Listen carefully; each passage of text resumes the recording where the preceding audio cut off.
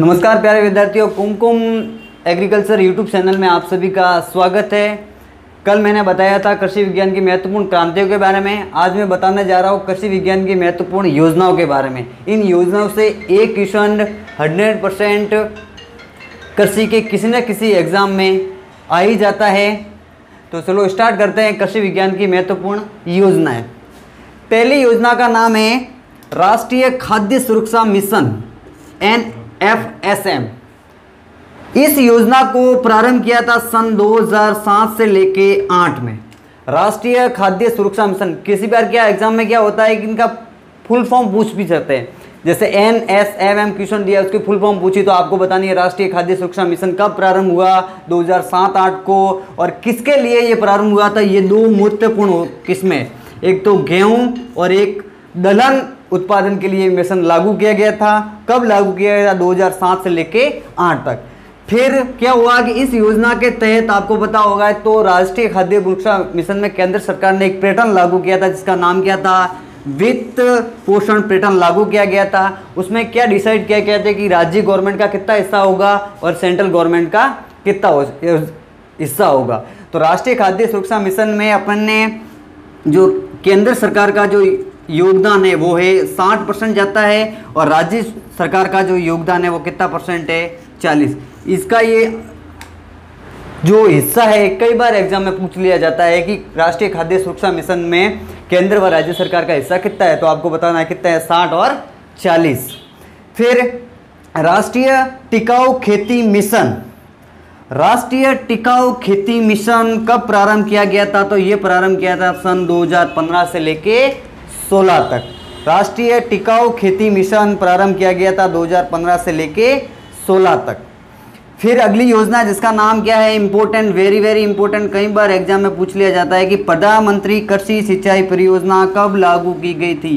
Note कर लेना, सबसे इंपॉर्टेंट यही है कि प्रधानमंत्री कृषि सिंचाई योजना कब लागू की गई थी।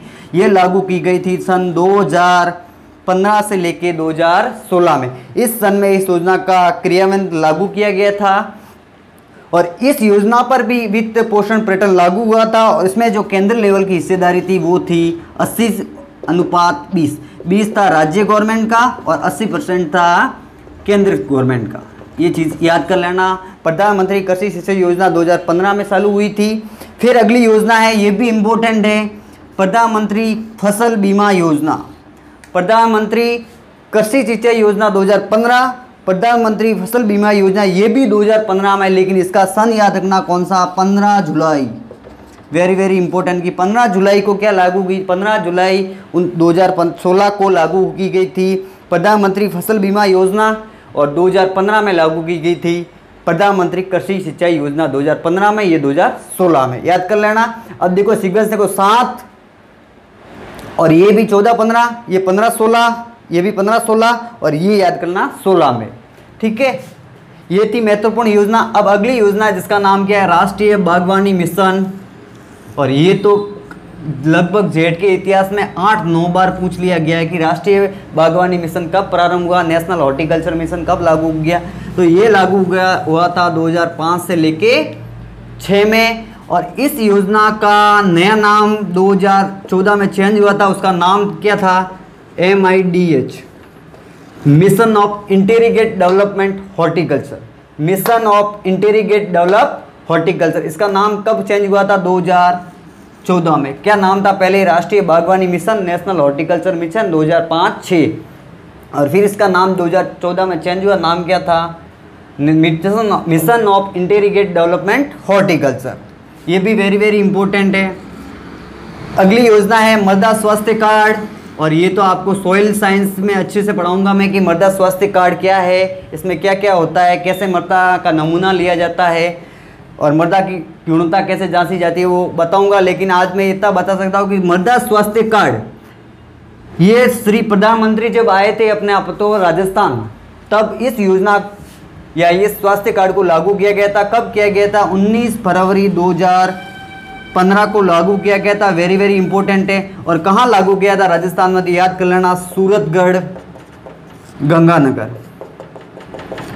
सूरतगढ़ गंगानगर में क्या है, ये भी क्वेश्चन है। एशिया का सबसे बड़ा कृषि फार्म भी कहाँ है, सूरतगढ़ में। एशिया का सबसे बड़ा कृषि फॉर्म भी कहाँ है? सूरतगढ़।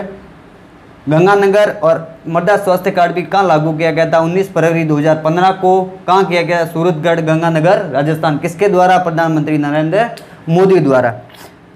फिर पहला कार्ड किसका बना था? तो वो आगे की डिटेल बना है। आत्माराम नाम से एक किसान था, उसका प्रथम ये कार्ड बना था। आगे की डिटेल में बताऊंगा, लेकिन याद कर लेना। फिर अगली योजना जिसका नाम क्या है? ऊंट प्रजनन प्रोत्साहन योजना। मतलब ऊँटों का जो प्रजनन क्षमता है, ऊँट पालने वाले जो पालनहारी होते हैं उनके लिए योजना लागू की गई थी। और ऊँटनी का जो बच्चा होता है उसके जन्म पर हर किसान को 10,000 रुपये अलग अलग किस्तों में मिलते हैं। ये योजना लागू की गई थी 2 अक्टूबर 2016 को लागू की गई थी। ये महत्वपूर्ण योजना है, एक बार पढ़ लेना, स्क्रीनशॉट ले लेना या फिर अपने बुक नोट्स में लिख लेना और काम आएगी। एक न एक क्वेश्चन हर एग्जाम में पूछा जाता है। फिर आगे स्टार्ट करते हैं अपन। कृषि विज्ञान के कुछ इम्पोर्टेंट संस्थान हैं, उसके बारे में आज थोड़ा बहुत इसी वीडियो में बताऊंगा, ताकि एग्जाम की दृष्टि से इम्पोर्टेंट है, ताकि बच्चे आराम से पढ़ सकें। बताऊंगा महत्वपूर्ण संस्थान। एक चीज याद कर लेना कि देश का पहला जैविक अनुसंधान केंद्र कहाँ पे है? ये है अपना झालावाड़ में। ये भी याद कर लेना, इम्पोर्टेंट है। दूसरा मैं बताना चाहूँगा, जो भारत में तो क्या होता था, एक खुलते थे NRC, national research centre. Bharat में बड़े बड़े संस्थान आईसीआर खोलता है, वो कौन से खोलता है? National research centre. लेकिन जो राजस्थान में जब गवर्नमेंट आए, बीजेपी की गवर्नमेंट थी, उस टाइम एक्सीलेंस सेंटर खोले गए थे। क्या? एक्सीलेंस सेंटर का मतलब होता है उत्कृष्टता केंद्र। मतलब ये हुआ, राजस्थान में जितने भी फलों की खेती होती है, सब्जियों की खेती होती है, जैविक या औषधीय पादप की खेती होती है, जहाँ ज़्यादा खेती होती है वहाँ इनको डेवलप करने के लिए उत्कृष्टता केंद्र खोले गए थे, ताकि क्या है उनकी गुणवत्ता में और सुधार आ जाए, नई नई किस्में भी विकसित हो जाए। तो मैं आपको बताऊंगा राजस्थान में कौन कौन से उत्कृष्टता केंद्र है। पहला बताता हूँ कि संतरे का जो उत्कृष्टता केंद्र कहाँ पे है? ये है अपने झालावाड़ में। कहाँ पे है? झालावाड़ में। झालावाड़ में एक चीज़ और है, जैविक खेती उत्कृष्टता केंद्र। ये भी कहाँ है? झालरापाटन, झालावाड़ में। ये दो चीज़ें झालावाड़ में याद कर लेना।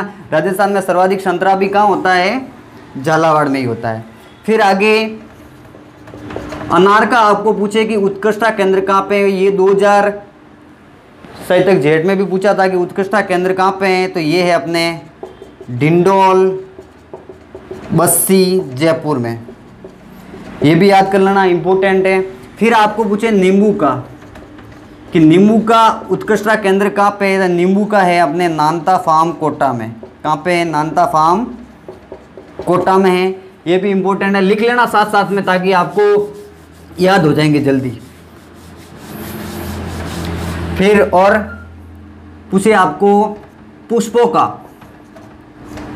कि पुष्पों का उत्कृष्टता केंद्र कहाँ पे है, तो ये है अपने सवाई माधोपुर में। फिर आपको पूछ ले कि आम का कहाँ है उत्कृष्टता केंद्र, तो आम का है अपने खेमरी धौलपुर में। फिर आपको पूछ ले औषधीय पादप का, तो औषधीय पादप का जो उत्कृष्टता केंद्र है वो है अपने मावली उदयपुर में। फिर और कोई बाकी रहा? और पूछ ले तो क्या है? संतरा, अनार हो गया, नींबू हो गया, पुष्प हो गया, आम हो गया, औषधीय पादप हो गया। सीताफल का पूछे आपको, तो सीताफल का चित्तौड़गढ़ में।